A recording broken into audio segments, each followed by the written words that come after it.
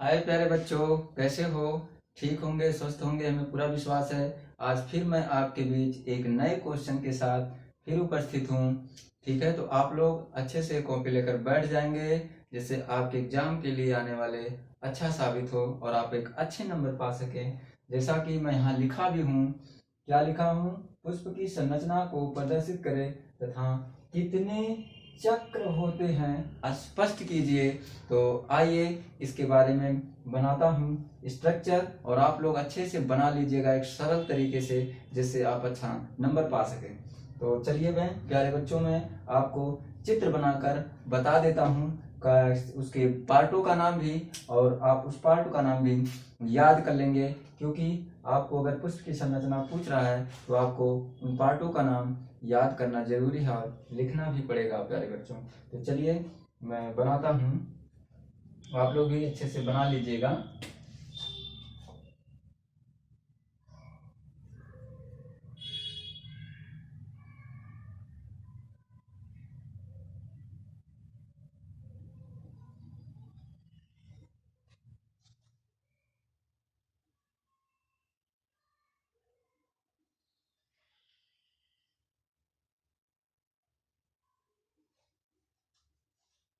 ठीक है प्यारे बच्चों, तो ऐसे बना लीजिएगा।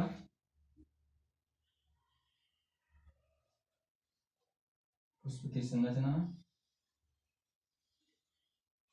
ठीक है।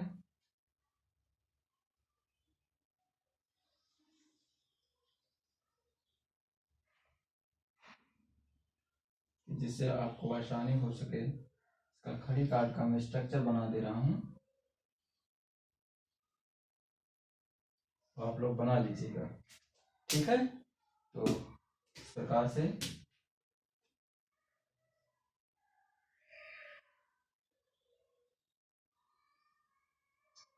या इस प्रकार से मैं बना दे रहा हूँ कि जिससे आपको समझने में आसानी हो।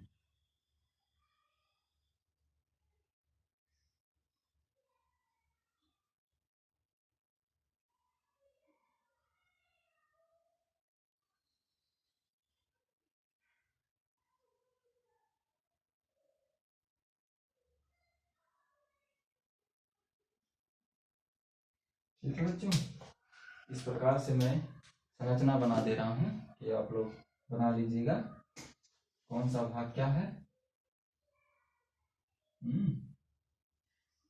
ये क्या है? पुष्प का नर भाग है, जिसको हम परागकोश कहते हैं। क्या है? यह नर भाग होता है। इस प्रकार से बहुत सारे लगे होते हैं।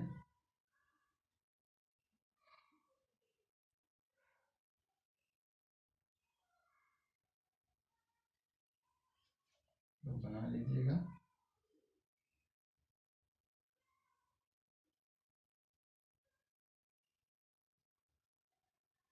तो ये क्या है प्यारे बच्चों? यह परागकोश होता है। ठीक है, तो आइए इसके नाम लिख दे रहे हैं। जैसे कि ये क्या है? ये आपका दल है, बाह्य दल। क्या है बच्चों? बाह्य दल। ठीक है, जिसको हम सेपल्स कहते हैं, सेपल कहते हैं। और ये क्या है? बाह्य बाह्य दल पुंज है, इसको हम कैलिक्स बोलते हैं, कैलिक्स बोलते हैं। और ये है आपका बहु दल, पेटल्स, पेटल जिसको हम बोलते हैं। और ये आपका है दल पुंज, जिसको हम कोरोला बोलते हैं, कोरोला। ठीक है, और ये आपका परागकोश है। क्या है? परागकोश, जो मैं आपको इसके पहले लघु बीजार्धानी के बारे में बता रहे थे, तो इसमें मैंने बताया था। ठीक है, इसको हम एंथर कहते हैं। क्या कहते हैं? एंथर कहते हैं। और इन दोनों को, दोनों पालियों को जोड़कर जो रखता है बाबू, इसको हम क्या बोलते हैं? योजी बोलते हैं। क्या कहते हैं? योजी बोलते हैं इसको, कनेक्टिव, कनेक्टिव। ठीक है, और ये भाग यहाँ तक क्या कहलाता है? पुंकेसर। पुंकेसर, पुंकेसर जिसको हम, यह क्या कहलाता है? पुंकेसर, जिसको हम जो है क्या बोलते हैं, जिसको हम स्टामेन या स्टामेन ही कहते हैं, स्टामेन कहते हैं। और इसी को हम पुमंग बोलते हैं। ठीक है बाबू, पुमंग, पुमंग कहते हैं, जिसको हम एंड्रोएशियम कहते हैं, एंड्रोएशियम कहते हैं। और यह क्या है? नर भाग है। ठीक है, याद रखेंगे क्या है? नर भाग है। और ये जो होता है इसको हम क्या बोलते हैं बाबू? इसको हम यहाँ बना लिख दे रहे हैं, इसको हम क्या बोलते हैं? पूतंतु कहते हैं। क्या कहते हैं? पूतंतु कहते हैं, जिसे हम फिलामेंट कहते हैं। इसको हम क्या कहते हैं? फिलामेंट कहते हैं। और ये जो है क्या है? वर्तिकाग्र है। क्या है? वर्तिकाग्र। क्या है बाबू? वर्तिकाग्र, जिसको हम स्टिग्मा बोलते हैं, स्टिग्मा। और भाग को हम वर्तिका बोलते हैं। क्या बोलते हैं? वर्तिका बोलते हैं, जिसे स्टाइल कहते हैं। ठीक है। और ये क्या है बाबू? ये आपका अंडाशय है। ठीक है, ये क्या है? अंडाशय है। ठीक है, अंडाशय, इसको हम ओवरी कहते हैं। ठीक है। और ये जो होता है का बीजांड होता है। क्या होता है? बीजांड होता है, जिसको हम ओव्यूल कहते हैं। ठीक है। और ये क्या है? अंडकोशिका होता है, अंड कोशिका होता है। ठीक है, क्या होता है? अंडकोशिका, जिसको हम एग सेल कहते हैं। क्या कहते हैं? एग सेल कहते हैं। और ये जो होता है पूरा भाग, ठीक है, ये क्या कहलाता है? पूरा भाग क्या कहलाता है? इसको हम, ये पूरे भाग को अगर देखा जाए, यहाँ से यहाँ तक के भाग को हम क्या बोलते हैं? जायांग। क्या कहते हैं बाबू? जायांग। यहाँ लिख दूं, जायांग, जायांग कहते हैं, जिसको हम गैनोशियम बोलते हैं, गैनोशियम कहते हैं। ठीक है बाबू। या इसी को हम स्त्री केसर कहते हैं। यहाँ लिख लेंगे, स्त्री केसर कहते हैं। और यह क्या कहलाता है? स्टिल कहलाता है। ठीक है, क्या कहलाता है? स्टिल कहलाता है। यह कौन सा है? मादा भाग है। क्या है? मादा भाग है। ठीक है। तो प्यारे बच्चों, मैंने आपके ये एक पुष्प का आसान तरीके से स्ट्रक्चर बना दिया हूँ, और इनके सभी नामों को मैं लिख दिया हूँ, जो आसानी हो सके। और आपको ये जो है सभी नाम को याद कर लेना है।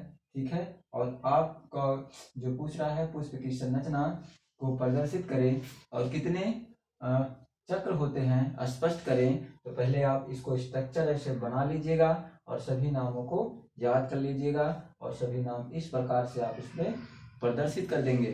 ठीक है प्यारे बच्चों, तो आइए मैं इसको स्पष्ट कर देता हूँ कि जो है इसमें कितने चक्र होते हैं। तो याद रखेंगे कि जो पुष्प होता है, पुष्प में कुल 4 चक्र होते हैं, जिसमें से आप याद रखेंगे, जिसको हम क्या बोलते हैं? एक को बोलते हैं दल, पेटल्स, और जो दूसरा होता है बाह्य दल, सेपल्स। ये क्या होते हैं बाबू? ये आपके ये क्या होते हैं? सहायक चक्र होते हैं। ठीक है, क्या होते हैं? सहायक चक्र होते हैं। ठीक है, तो कौन कौन से? आपके दल और बाह्य दल बच्चों क्या होते हैं? सहायक चक्र होते हैं। कौन कौन से? बाह्य। ठीक है, बाह्य दल क्या होता है? बाह्य दल। और कौन सा? दल। ठीक है, क्या होता है बाबू? क्या होता है? ये क्या होते हैं? सहायक चक्र होते हैं। ठीक है। और सबसे महत्वपूर्ण इसमें कौन सा होता है, जो दूसरा होता है इसमें आवश्यक चक्र होता है।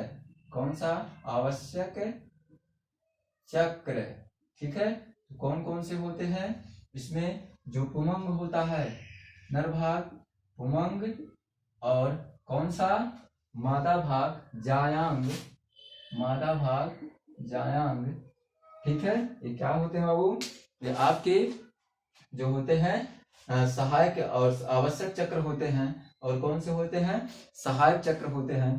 तो इस प्रकार से पुष्प में कुल 4 चक्र होते हैं। एक ये हो गया दल, और एक हो गया बाह्य दल, और जो होता है एक हो गया पुमंग एंड्रोसियम, और एक हो गया मादा भाग जायांग, ठीक है। जिसमें से ये जो होता है आपका पुष्प, ये जो भड़कीला जैसे पुष्प देखते होंगे, जो पुष्प होता है उसमें रंग बिरंगे जो लगे होते हैं पंखुड़ियां, वह क्या होता है, आपका दल होता है। यही जो होते हैं अपनी तरफ जो होते हैं कीटों को या अदर एनिमल्स जंतुओं को क्या करते हैं, आकर्षित करते हैं। और इन्हीं के बीच जो होता है परागकोश जो होता है नर भाग, इन्हीं के बीच मकरंद लगे होते हैं, और इन्हीं मकरंदों को चूने के लिए जब पुष्प आता है, मकरंद कीट आता है, तो यही मकरंद जो होता है पुष्प इसमें से परागकोश में जैसे अटैच होता है, तो परागकोश परिपक्व हो जाता है। परिपक्व होने के बाद उनसे परागकण निकलते हैं, वह रिलीज होकर कहाँ चला जाता है, मादा भाग वर्तिकाग्र पर पहुंच जाता है।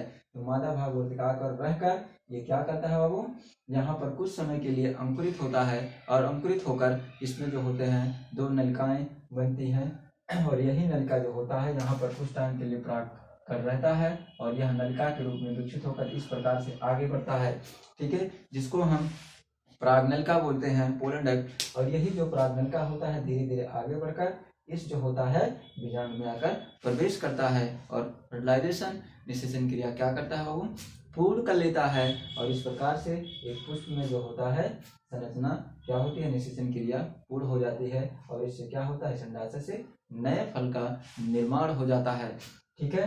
तो इस प्रकार से याद रखेंगे, इसमें कौन, ये पुष्प की संरचना है, आप लोग इसको अच्छे से बना लीजिएगा, पूरे नाम को नोट कर लीजिएगा, और इसमें कितने चक्र होते हैं और उनका कार्य क्या होता है, ठीक है। और इसमें जो बाह्य दल होता है यह क्या करता है, सहारा प्रदान करता है, ठीक है। और इसमें जो होता है यह कीटों को अपनी तरफ आकर्षित करता है, और इसमें नर युग्म पुमंग जो नर भाग होता है, और मादा भाग जायांग ये मुख्य भाग होते हैं, मुख्य पार्ट होते हैं, जो आपस में संलग्न होने की क्रिया को प्रदर्शित करते हैं।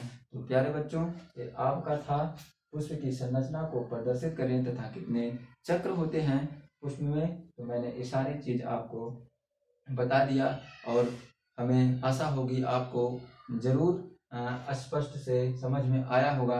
अगर नहीं आया होगा तो एक बार वीडियो को रोक रोक कर दोबारा देखिएगा, आपको जरूर समझ में आएगा, ठीक है। अगर नहीं समझ में आएगा तो आप कमेंट बॉक्स में कमेंट कर सकते हैं, मैं पूरा बताने की कोशिश करूंगा। तो ठीक है, बाय बाय, टेक केयर, धन्यवाद।